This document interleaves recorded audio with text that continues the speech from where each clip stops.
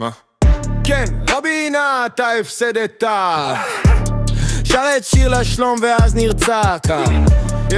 ירו בך תרי כדורים כי יש לך ילדים.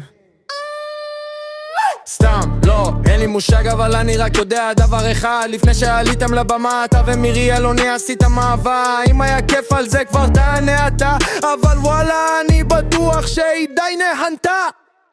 אני יודע שאתה ויגאל עמיר חברים הכי טובים. הרי זה ברור שחברים רבים, אולי הוא קצת אגזים, אבל בתכלס בחיים לא הייתם אויבים. אם הייתם אויבים אז למה שלחת לו פתקים? כן, אני יודע על תקי אהבה סודים, ואני בטוח שאתה חושב שזה סבבה לזייף מריבה, אבל מה אתה ילדה קטנה?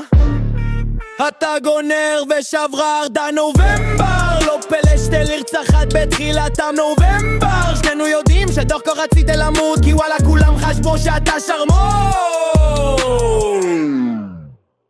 אפילו שמעון המלך אמר רבין תמות היום ולא מחר. סתם את זה ספציפית אמר הוא לא, אבל אני בטוח שזה היה משהו דומה. בילי תשס עושה בנימים באוסלו.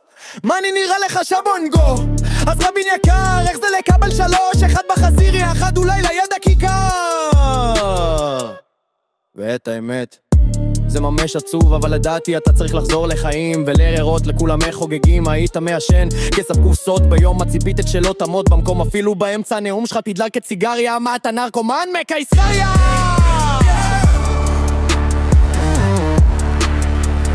ביט נופל, ביט נופל, ביט נופל.